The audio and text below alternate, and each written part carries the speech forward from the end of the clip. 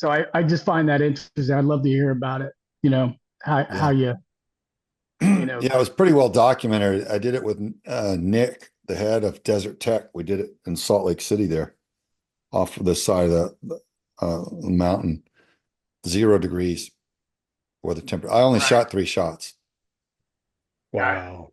I flew all the way out there to fire a grand total of 3 shots in the snow at 0 degree weather. Nick, Right. they told Nick all of it. He had been shooting for an hour, and they told him that my shots were all in the bullseye, and they were all closer to the center than his.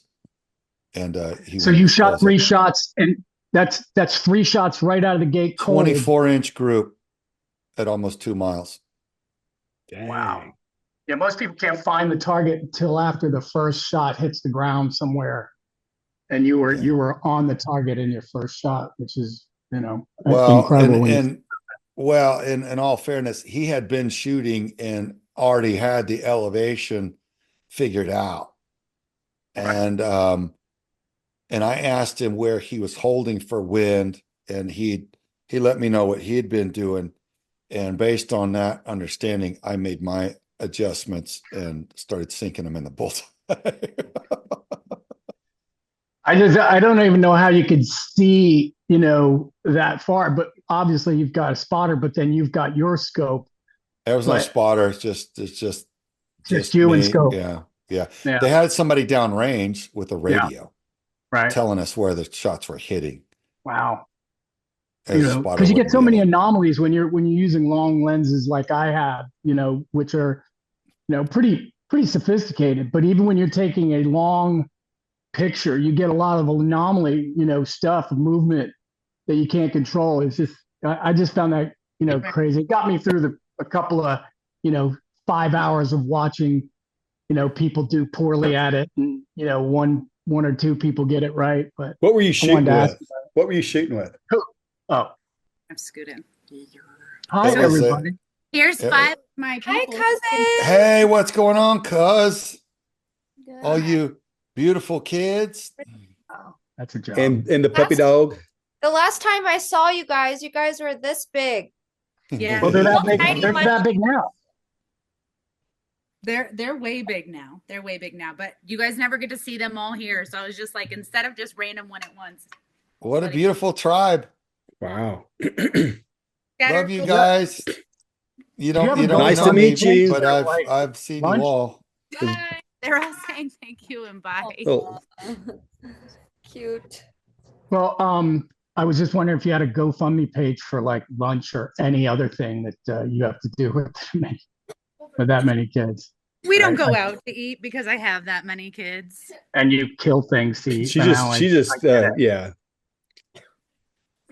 Well, so after our Monday, and I was talking about how I really wanted to talk about kind of the mechanism of we're coming up on January. January is the prevention month for human trafficking, and when you go through all the numbers, it's kind of staggering when you look at the amount of victims that they identify is in, let's say 134,000 victims.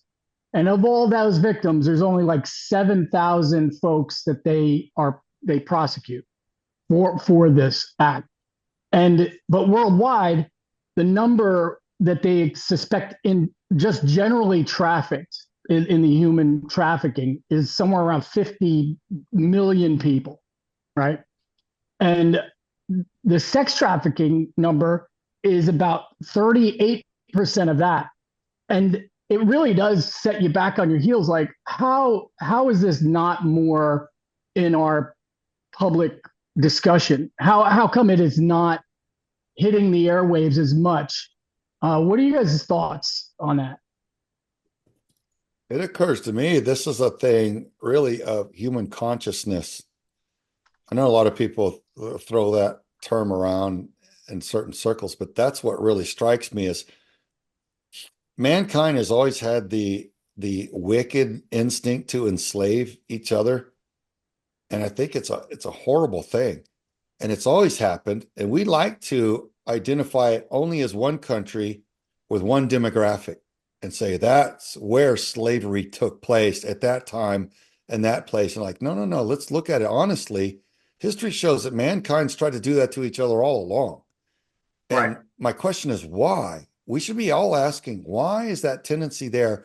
And aren't we at a time where we can all really grow out of that and go, there's got to be a better way. This should be beneath all of us, Right. really, and just look at it from that perspective, and really find a way to rise above it. It's staggering to see that that's still a thing, but it's Mhm. not only a thing; it's like a big thing. Well, the pushback that you get about, when you get involved in anything that says, okay, there's this, this group of criminals. I mean, they didn't want to believe that there was a organized crime called the mafia back in the day. They didn't want to believe that that existed. And yet, as they progress, but when you think about the amount of numbers that are out there that we know about, the pushback that when you say yes, there are these flights and that there's really an architecture that has to be in place to be able to move these people. You have to have an architecture. You have to have some form of mass transportation. One-offs doesn't get it done. Yeah, When you're talking it's a about large numbers. systematic industry. Right. And that's why I wanted you to kind of go a little bit more in depth of what you have found, because those kind of numbers, when you're thinking about a $150 billion profit of just general trafficking, right? And this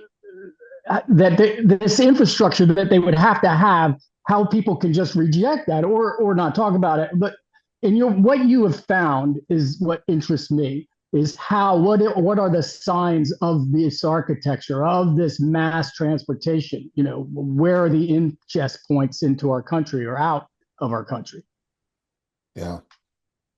For the public, and that question could be answered from different perspectives. For law enforcement, for federal agencies, that could be different than the public. It would be different because they have different tools. If you were to be, let's say, in McAllen, Texas, at the airport, and you saw people rounding up children and herding them onto a van right there, curbside. And they may be 6 or 8 or 10 or 15 kids and 2 or 3 adults. Well, when you ask the adults, hey, are these your kids? Where are you taking them? What's going on? They should be, oh, hey, we're so-and-so orphanage or so-and-so group.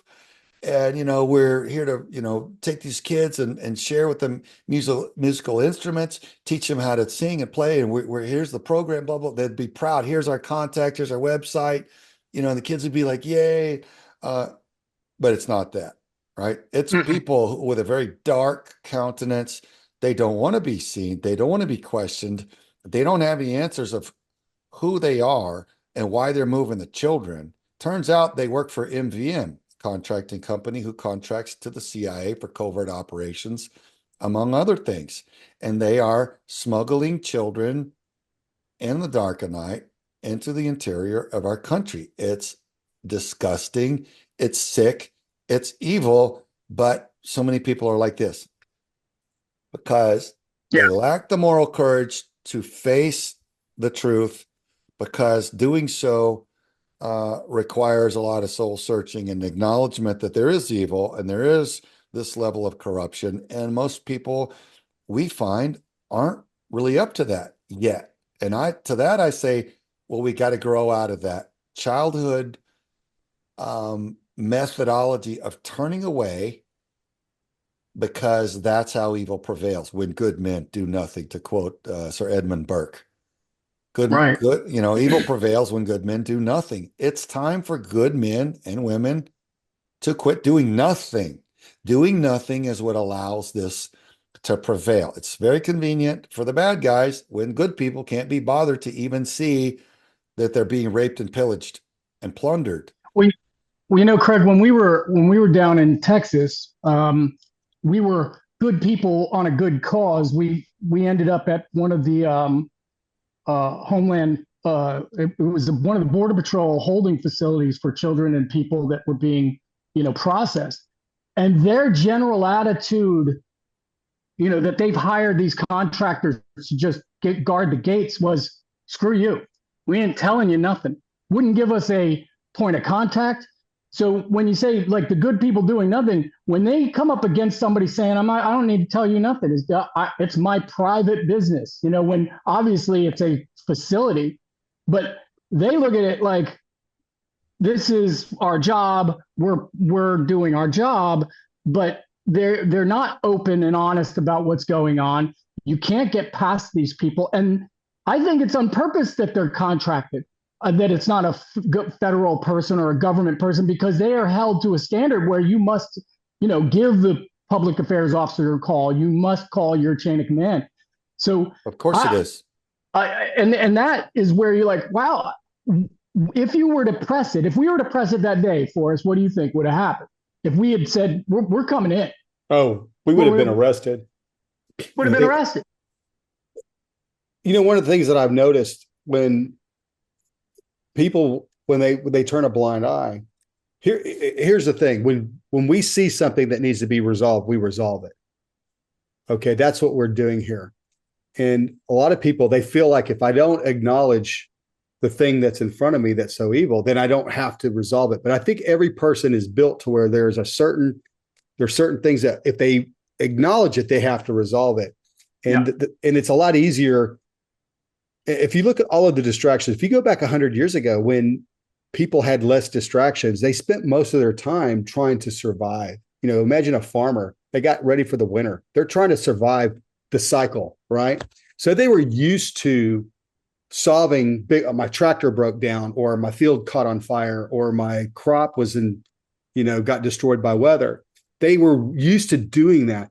We've gotten into this comfort zone where we're used to being comfortable. So being uncomfortable there's a much broader contrast between being very comfortable and being very uncomfortable. So because of this big, huge thing, that's why they don't want to look up and talk about these things. And we witnessed this personally. Every one of us have had a conversation with somebody, and they ask what you do, and you tell them, and they tell you these, oh, that's great, it's wonderful what you're doing. And then if you start peeling that onion, you get about 2 layers down. They're like, oh, I've had people say, I don't want to hear about what you're doing. I don't want to hear the detail. It's too ugly. And what's funny is often many people that have been through that scenario later on, they learn that one of their family members, one of their loved ones is involved, and they then have to deal with it. Right. So as Craig was saying, as big as it is, we all have to do. Nobody is immune. Okay, no matter how much training you have, no matter how much protection of your children or your family members, everybody, many of the people on this phone call have a story, and we look at each one of them and say, you should be immune to this. Well, no, nobody's immune. Yeah. So, I saw Aspen and Elizabeth. I want to get to you guys because you were shaking your head. You were in agreement with that. I see that as, globalization has enabled us to, I guess, shut down a bit. But what are your thoughts, given that you guys were agreeing with what Forrest was saying? Go ahead, Aspen. What were you thinking? Wait, can we go back a little bit? Oh, sure. Okay. So what Forrest seemed to be talking about was that there was a time when our universe was very tight. We had our problem to solve. And that, obviously a farmer, for instance, he has his taxes, he has his land, he has his family, he has his problems to solve. If something happened and he had to go outside of that, he had a group of folks, church group, support factors. But as we've kind of, the world has gotten ginormous, but small in a way. It's gotten smaller. It's the thing is the wickets that people have to go through to affect that outside of their property. For instance, if you come up to a person who looks pretty shady and you say, hey, what are all these kids doing with you? Now they say, it's none of your business. It's like, well, we're going to sit here until I'm making it my business. And then we sit there, or he just gets, because you can't restrain anybody. They get in the car, they move. There's only so much pushback that a person can do before they just say, you know what, it's too big for me, right? I Yeah. can stand between them and this. And I'm wondering go ahead. That's what he was kind of talking about. Yeah, I It's feel too big. like a lot of people just don't, I don't know whether or not it's because they haven't had to deal with that kind of stress in their life. I do feel like that has something to do with it. And I actually was having a talk about this with one of my friends the other day, and we were just talking about how the people who go into things to really help people have a story with that specific thing that they have been through, and that's what pushes them to do the thing usually. It's nice to think that everybody's just inherently a really good person and just wants to do good, and I think that that can be true a lot of the time, but nobody has that really intense fire burning in them to really like step up and be aggressive about it because they haven't had to deal with something that has really had to light that fire in them. And Right. I always say, like, everything that I've been through is like a gift in a way. So that way I was able to have that energy to go and fight and help other people, because I feel like, yeah, I mean, I would care still, but would I care so much? It's hard to say. And I do think that that has a lot to do with it. And that's been something that's been really healing for me. And I think that a lot of survivors would like to kind of hear that and have that mentality, because it is healing to know that it literally, your trauma is driving a force in you and an energy in you that is going to be so empowering, and not only healing for yourself but healing for others as well. Right. So that's it. Like the zeal, when we think about zealots, they're connected in it to that thing, whatever it is, children, whether it's being a nurse or a pediatric, nurse who's working in a NICU where they're seeing like the worst kind of pain that people are going through, losing their children and all of that. They have to have some type of spiritual connection, of psychological connection to the pain, really to kind of keep them going. And that's kind of like this group, that we're all connected in it to a real way where we're not going to stop because we talk to 2 managers. We're going to talk to 20 managers. We're going to go to the furthest extent. And Craig, it reminds me of some of the things that you were talking about, like the see something, say something thing. I always wonder, well, how far, it would be really great to understand how far a person could go in this world where when you do the right thing, you end up on the wrong side of the law. They're like, that's his business. You got to get out of his yard. It's like right behind that door, we know that there are people being abused. What do you do? And what are your, well, I'd really like to know how far, let me take a pause here. What do you say to those folks that are saying, I know that the wrongdoing's going there? Where do they go? Where can someone go to do this legally? Well, Affect it change. really, in my opinion, goes back to the why this is happening. And I say, when you're talking about motive and it hitting home for people, and Aspen spoke to it, where does that passion come from if you haven't been victimized by this? I ask people, when does a burden become a blessing? Yeah. And in my case, when I learned about child trafficking, I felt a strong burden for the children that I've never met, that I could not turn away from. I can't explain that in the natural sense, because most other people seem quite content to turn away and never address the problem again, knowing that all this is out there. For me, I could not. And so I committed to exposing this. And I tried for 3 years in Hollywood. Nobody would help me. And I finally had to start crowdfunding.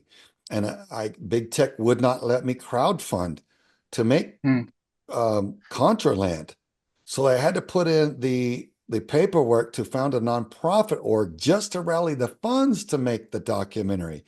And when I put in the paperwork to found Veterans for Child Rescue, a 501c3 nonprofit for this mission for the children, that's when evil struck my family and our daughter was abducted. And then it almost felt like evil was saying, "Are you sure you want in this?" Right. Us as a family conferring with each other and taking Aspen's lead at that point because she's the one that had just gotten bitten, and she's basically saying, "You're damn straight, we do. We're like, let's go after this," because in her little girl mind at the time, she's like, "We can't turn away from this because if we did, this predator would be allowed to continue harming others." Right. So even in that time when she'd just been bitten and rattled so egregiously, traumatized, on the drive to the hospital that night, she was already saying she was going to fight back because he couldn't be allowed to do this to other Right. victims.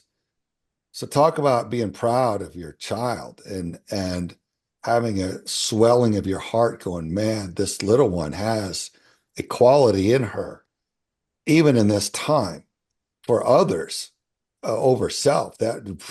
So that was like through our resolve into warp drive.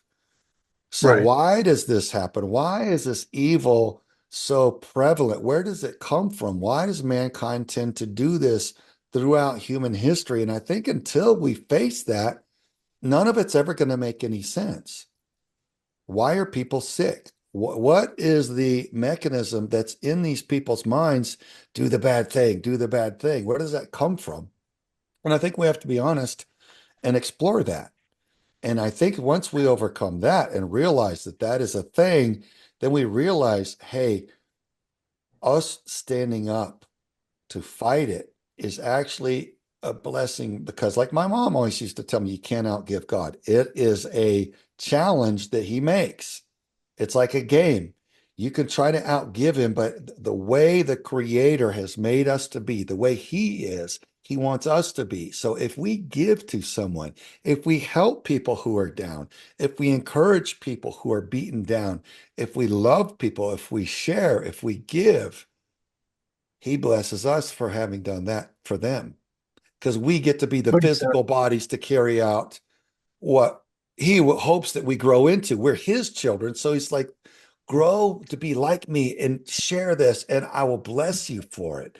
And that's how, in our trial and error, in exercising our free will, we choose, right? We can choose to be selfish and stomp on others and harm everybody and rape and pillage and murder to try to and greed and lust and hoard, but that never solves it. Why? Because it's the wrong way. It's the bad energy. It doesn't work. It doesn't fix what we're craving.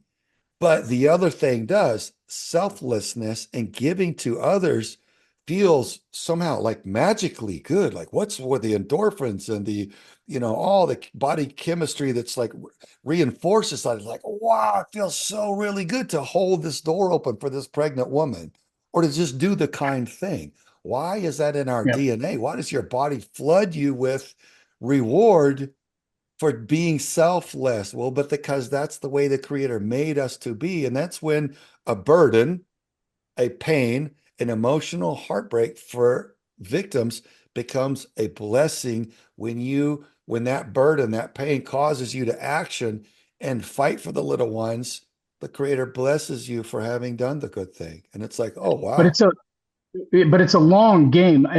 So Yeah. when you were talking about this, is that remember when we first, we were in the service and the Gulf War happened, and well, let's take it to 9/11. 9/11 happened. There was flags everywhere. People were all aboard. It was like whatever we need to do. The patriotism was at its height. As the war on terror went on, the flags laid out there in the rain. They got washed away in the wind, and people went on with their life. And I'm always struck by, you know, we like our parades and there's the events that will happen to get people motivated, but this is a long game.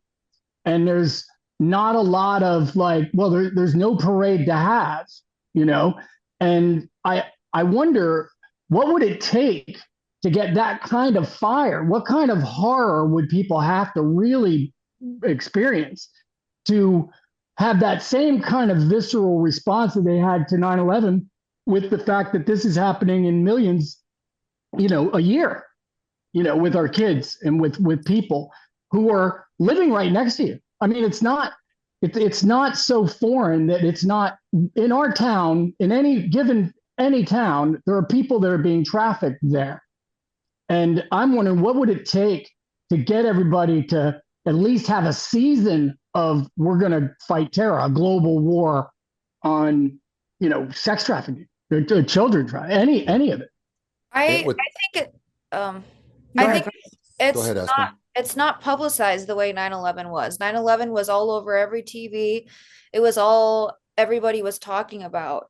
And still every year in school they make you watch videos and stuff. It is not that way with child trafficking. It is not on the news.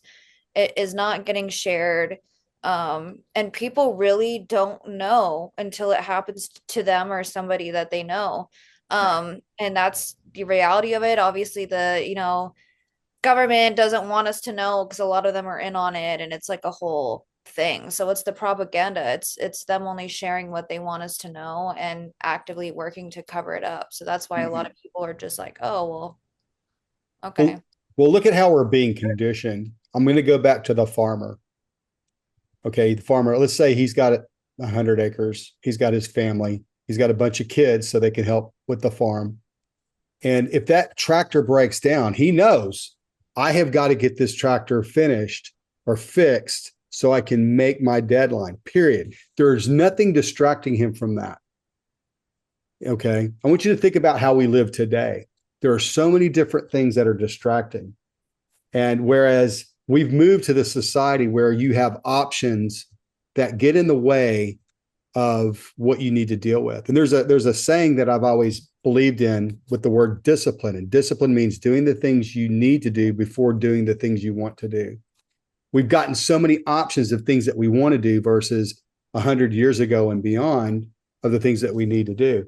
And so one of the things that society would need to do is, as Aspen was saying, is we need to broadcast on a regular basis and share the stories, both the victories and defeats.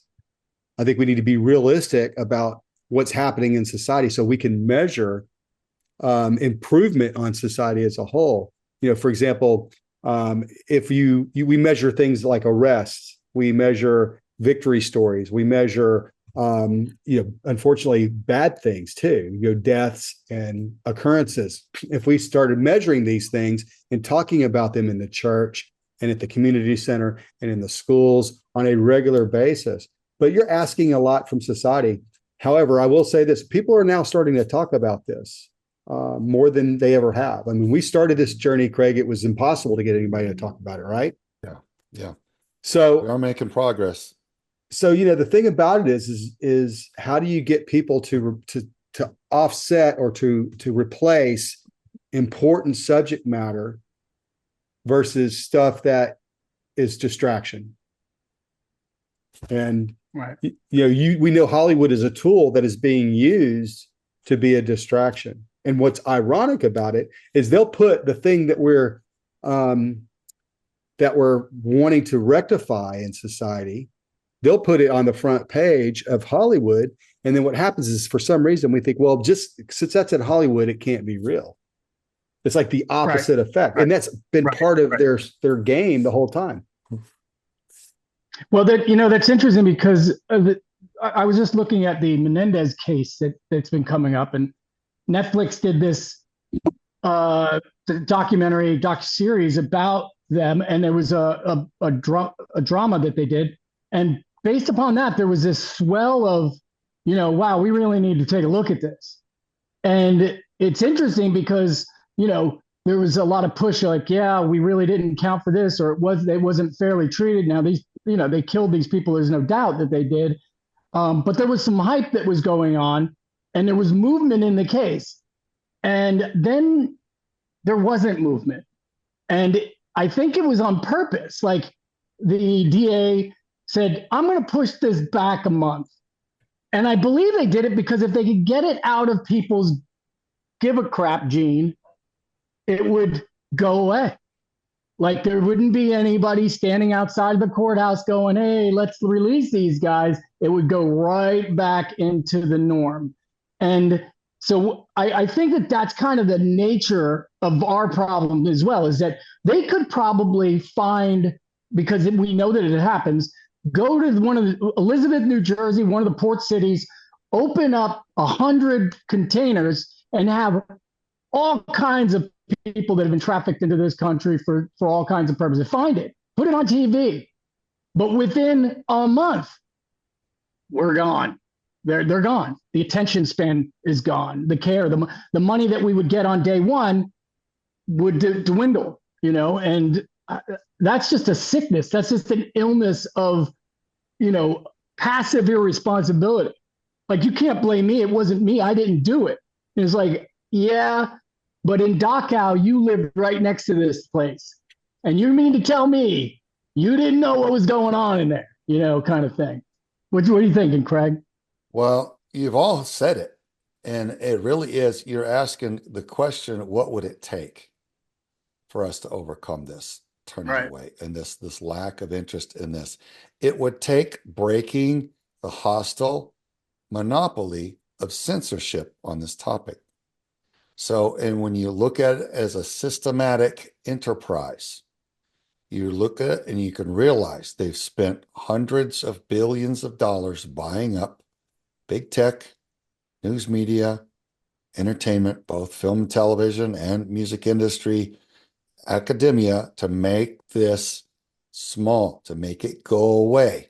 If we can break that monopoly of censorship, if we can replace a lot of our key institutions with legitimate leaders, then the truth can prevail. Then we can have an honest discussion on any topic and have the ratios of harm be adequately ranked, and we can deal with them by priority as would be normal, natural, and organic.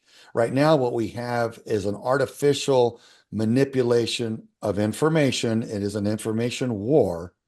And that's part of the fifth gen warfare that General Flynn and Boone Cutler write about, that the American citizens are unwitting to. So they can't fight a war they don't know about. And frankly, it's hard to face this crime as well.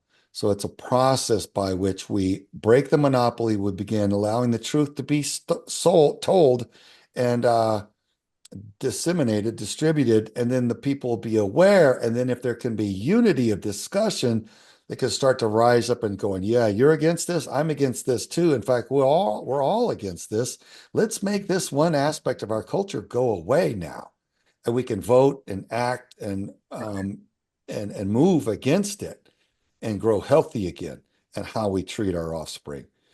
But until then, people are going to continue to be deceived. But I see a wave of awakening happening, and it's a process. You can't just flip the lights on all at once, because people's heads would implode. But I think it's a beautiful thing to see people having discussions and calling out the deceit now. Boy, whenever the government now declares a ridiculous official narrative, all across social media, people are throwing the red flag and calling BS. I celebrate that. That is, I don't like to see the division, but I like to see the corrupt who are betraying us seen and called out. And that's what I'm seeing on a mass scale now. So the awakening has begun, and that gives me hope for the future, that truth can return, and which means we'll act and vote in our own best interest, and we'll restore our Department of Justice and our education system so the truth can prevail. And at least we can act based on the truth,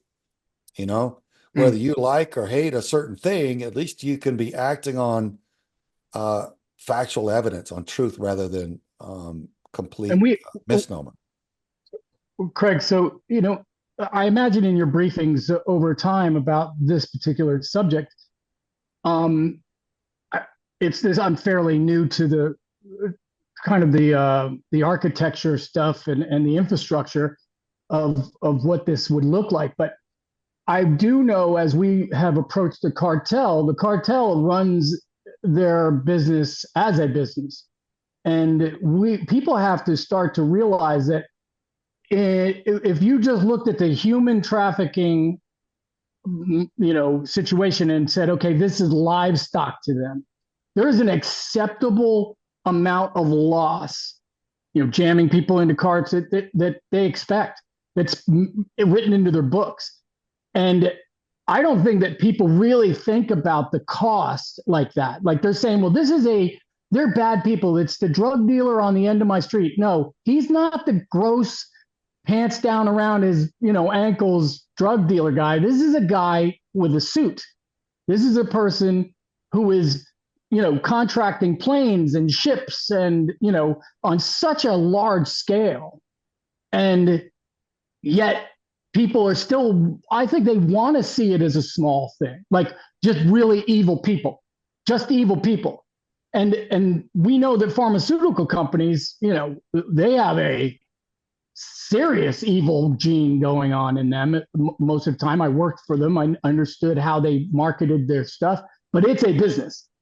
And it isn't until, like you said, Aspen or and Elizabeth, is like until it happens to you, and then you're up in arms and you're saying, we need to, well, welcome to the crowd, right? There's people just don't see it as orchestrated as it is.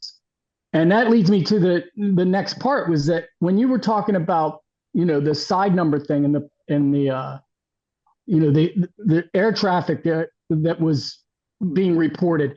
I think now more than ever, people are listening to that because of all of the myths that they thought, or all of the fake news that they were calling out, is now been proven right. Yeah. And so where do you see that going as Holman comes in, or as, we get new people in that are true believers of what we've been saying all along? This is happening. Yeah, well, in different forums and social media groups, you'll see people figuring out the truth because whistleblowers talk amongst themselves. But meanwhile, we'll turn on the news and we'll see directors of agencies being questioned in congressional session who won't have any answers of why everything has fallen into gross mismanagement at best in their agency, but really treason and sedition in their agency. They don't know why. They can't articulate what's going on or why it's going on. They never have answers. I'm waiting for the SWAT team to arrest these directors at the end of the session when they've just been in contempt of court the whole time, lying to Congress through their teeth. And you can see that they are, but there's no SWAT team takedown. There's no arrest. So I think when that stops happening, when we start hearing from directors of agencies, yes, sir, yes, ma'am, that has happened. Now it's my watch. Now it's my agency. And I am ransacking that division of my agency in good faith, and I will bring you answers. We will show you the factual evidence of what took place there. We will prosecute the guilty. We will fire the worthless, and we will promote the right fighters and ensure the culture that's appropriate is installed in that wing of this agency. Until that starts happening, nobody's going to learn what's going on. But now bringing in true leaders who will stand up against the wind, against the current, and do what's morally and ethically right on behalf of the people, then we can start having truth come out. And at the heads of these agencies, these officials who are in the positions to know, the positions to be accountable and responsible for that agency, admitting the faults and demonstrating the corrective actions, then we can begin having faith in the process again. And then we can begin realizing that the corruption was real because the people in charge of that agency are admitting us and showing us the factual evidence of it. And it's not just whistleblowers or victims crying out on the internet Right. to be heard. So I think that will be what brings that about, JT? And Craig, I think we need to add one attribute or an attribute to what you just said. The leadership needs to provide us a litmus test that we can understand. And a great example is if you look at the Epstein files, society feels like there's more possibility of some sort of arrest at a high scale in numbers, but yet it hasn't happened. And so when a politician says something that doesn't provide us a litmus test, oh, well, we checked into it, there's nothing to be seen there. I think society is getting tired of that. We need to have litmus tests that are logical, and we need to teach people to understand what a litmus test is. When I was serving, I had seen this a few times, but what we have been suffering from has been, when you look at attitude and the spirit of our nation, attitude reflects leadership. And what we have been dealing with is like kind of when you watch the Caine Mutiny and you're like, wow, this guy is out of his brain, like, how it brought down morale. And in these last, 4 years of just kind of going, boy, we would really like to know some version of the truth. And yet it's like, well, they're not ready for that. And then all you do is kind of take our minds and make us fill in the gaps. And that's when, you start getting a little crazy. I mean, the drone thing that we got going on right now, you tell everybody it's fine, but we don't know what it is. Well, I got to tell you, you not knowing what it is makes it not fine, right? And I guarantee you that you're lying to me right now, because we have systems that could, I know what exists out there. So that means you're just bold-faced lying to us. And you wonder why you're making people crazy. And I really hope as we progress, that we're looking for transparency. And we're looking for at least a collaborative spirit with law enforcement to say, hey, I understand that everybody needs to be a patriot. Everybody needs to be on the lookout for the wrongdoings. And yet, over the last few years, I know, Craig, you've been dealing with it. You're looking at nevertheless people saying, yeah, we got it. Thanks a lot. No, we got it. And they don't got it. That it's just falling aside. And it's maddening, when you think about it. JT, you talk about the drones. There's a great example of the litmus test that failed. Okay. It just a person that has nothing about drone technology, they know something is not right. Now, you and I and this team knows that every device has an identifier that the FAA can track. And either you're registered, and if you're not registered, you're dealt with. There's 2 courses of action. That's the litmus test. And that's the thing that it goes back to when our government is saying there's nothing to see. I call it the nothing to see here, folks, tour. Whenever something is happening, there's nothing to see here, folks. And it seems like in the last 4 years, and it isn't limited to that, but we keep seeing these events that happen. It used to be they could make up a good story, but now the stories have gotten so ridiculous. And they're not even trying. Yeah, they're not even trying. They're just not even trying. Like listen, don't panic, guys. Don't worry. But we don't know what it is. What? It's like, look at the insanity. You've got the ORR who basically said, hey, they finally got to up to 320,000 kids, and they're suing some of the NGOs. They're not filing criminal charges. They're not looking for the kids. They're not doing They're suing them for their money. They're suing them for their money back, not criminally. And that to me is really like the lack. We need leaders. We need people. Look, I have been punished. I've stood before the mast before, and I'm glad for it because I did it early and I understood that they meant business. And I knew how the world worked in the military. And I think this would lend to some conversation we had with Elizabeth. It's like, without discipline, there's no love. There's no care whether anybody is learning right or going to be a good citizen or nothing. It's just, hey, do your work. The hedonistic lifestyle, do what thy will. When in fact, it may be permissible, but it ain't beneficial, as I like to quote from the Bible. Yeah, you can do it, but it ain't good. It ain't going to be good for you, you know. And I think that really, when I think of that statement, I think of you, Elizabeth, and how you're raising a tribe. You've got your own army to discipline. I wonder what captain's mast looks like at your house. It's pretty on top of it. Like, you can't have love without that type of action, like you said. Like, you have to have discipline, you have to have boundaries, you have to teach that. Because if you don't, you have nothing, and people just run wild and run free and do whatever pleases them, and whatever pleases them can harm other people, like in our job. What do you think that does to your kids in the long run? I have my ideas, and I know where you're going with this, but I want to hear you tell it. Like, when you think about the discipline you do today and the things you care about today, how does that project into the future, especially with the generations that you have living under your roof?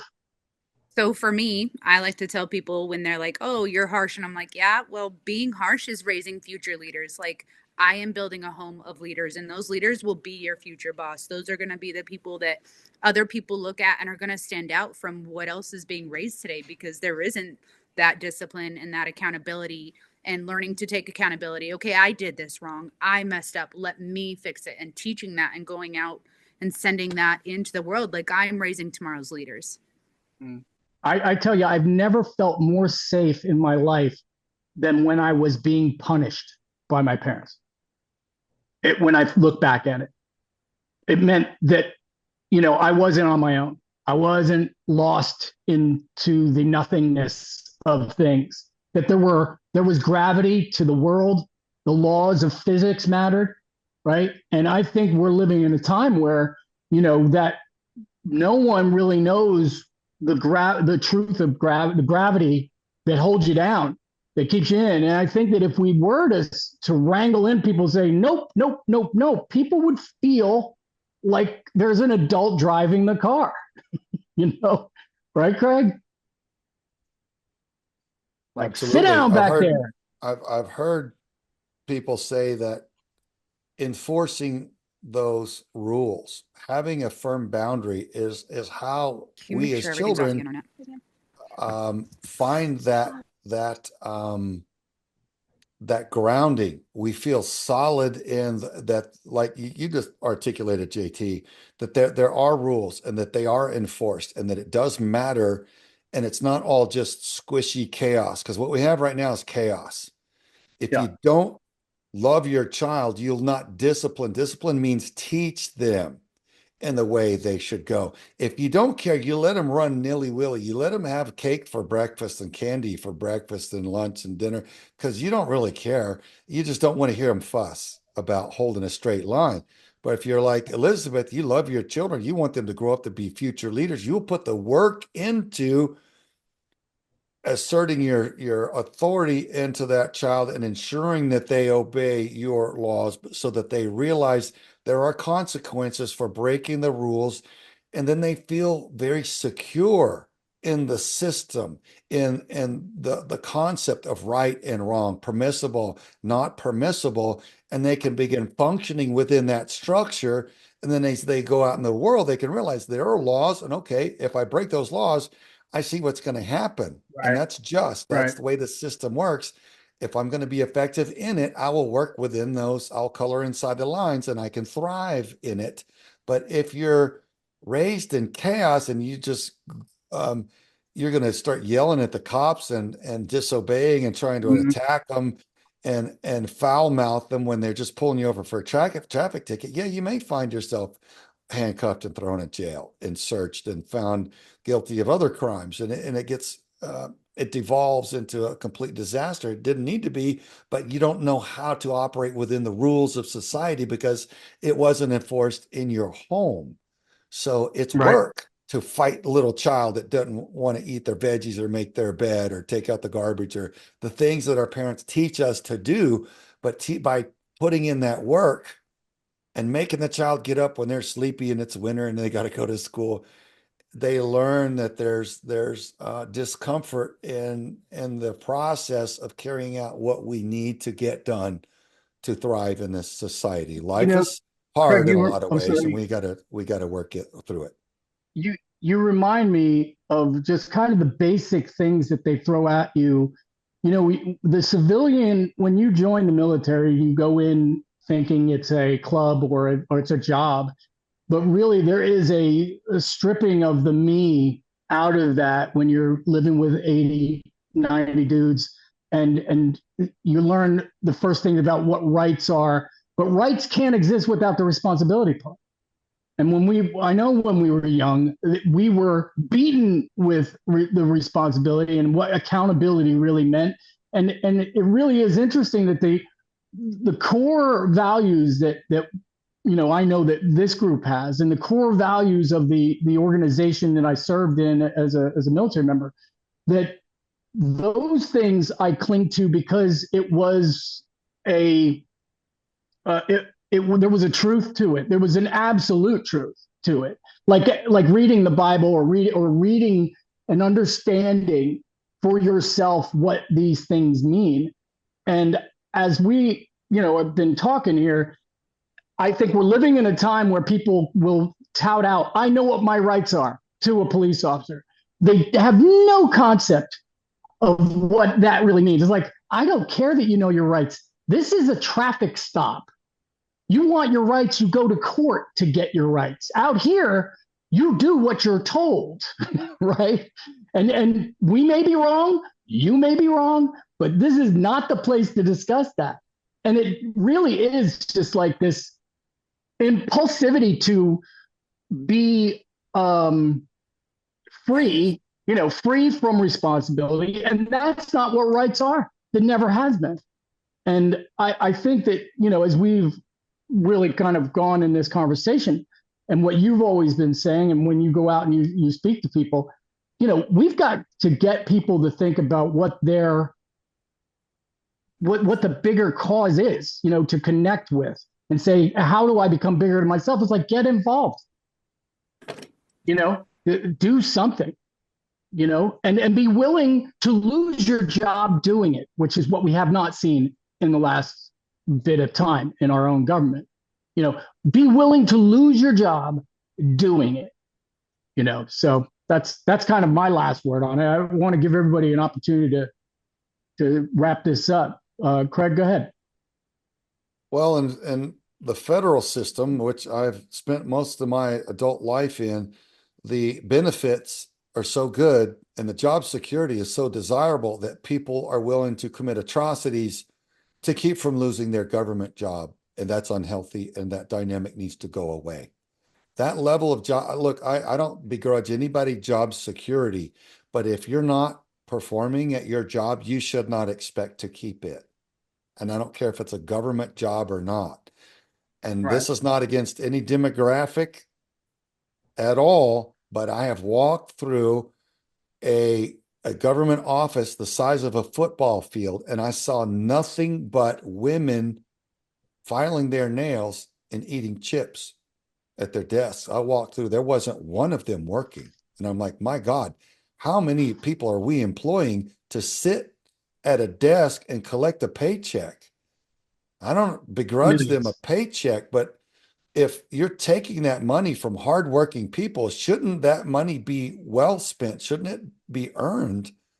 And Oh, so sure. I think that overblown government pork system that wants to guarantee people's job security, no matter what their faults are, is counterproductive. So that needs Right. to be leaned down and managed much more like the private sector on a true merit system, Sure. compensated according to your contribution, your level of effectiveness at your job. Right. Aspen? Yeah, I think that everybody should, and I do think that it starts in the home too. I think it's the way that you were raised. I think that it's really important to teach your children, you have to be a certain way. And that really kind of drills it into their brain as their brain is developing. And then hopefully they do grow up into this person. And sometimes you just get a bad egg, like a kid who's just evil, and you can parent them so well. That sometimes happens. But I feel like for the most part, um, if you raise your kids well, and and they'll grow up to be somebody who works hard and who cares about what they do and has morals and wants to look out for other people.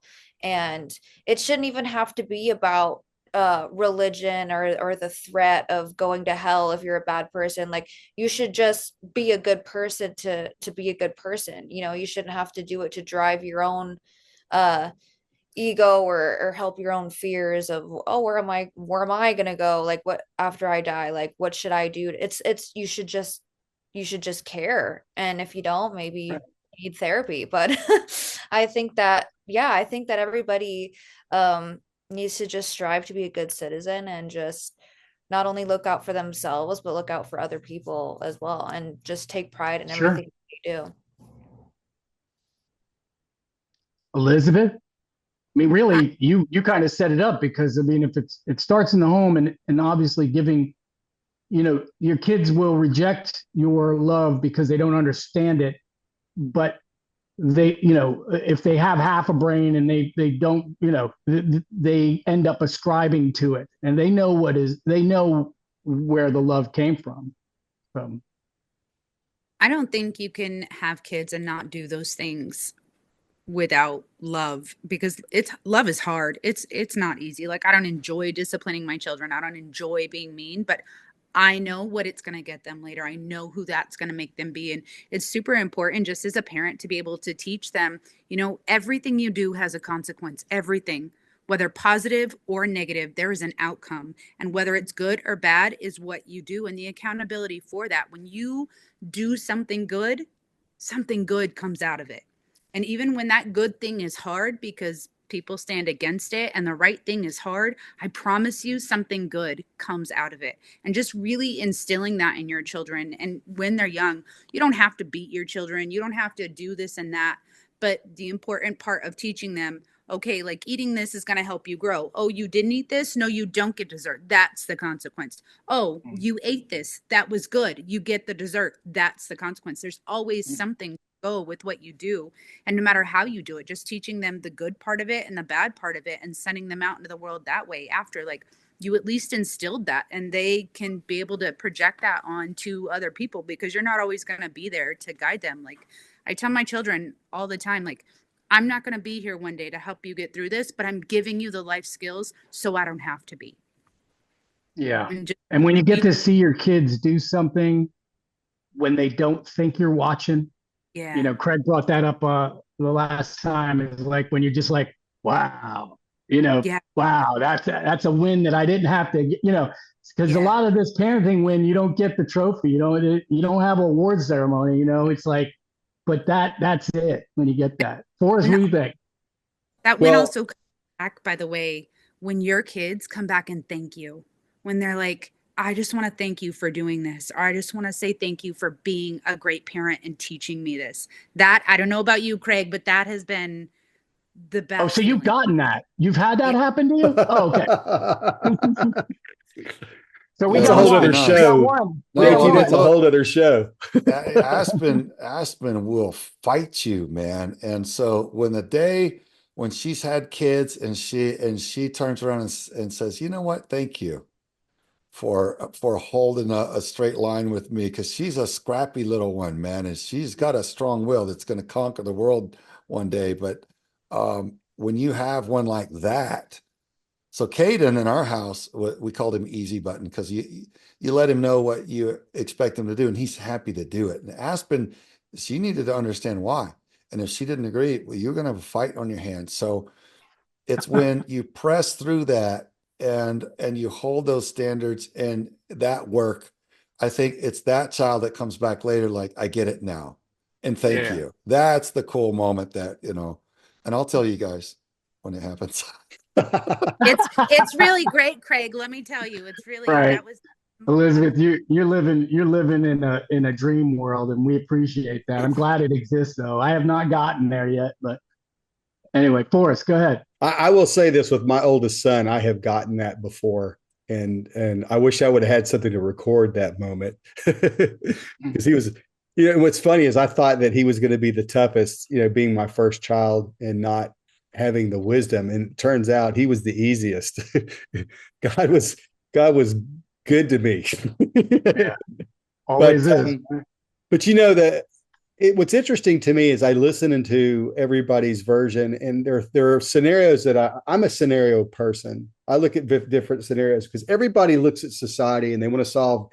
They say if we can't solve problems in one foul swoop, then we're not going to solve them. So then they quit looking at the problem. They go back to what makes them happy. And so there are different scenarios. And so I look at how the teachers have to deal with some of the kids. And Aspen nailed it. It has to happen in the home. Elizabeth is doing this. And why this is important, any listener that is listening to this, go have a long conversation with a teacher and listen to what they have to put up. And 9 times out of 10, the parent automatically sides with the child no matter about the behavior. They justify their children's behavior. And there may be some sort of justification, but what they don't do is they don't listen to the facts. So you don't have people that are operating like Elizabeth that talks about consequences of your actions.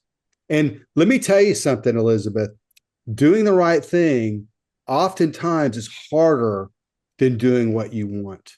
And sometimes the results of doing the right thing is not going to yield you what you want. It may be later that it's discovered.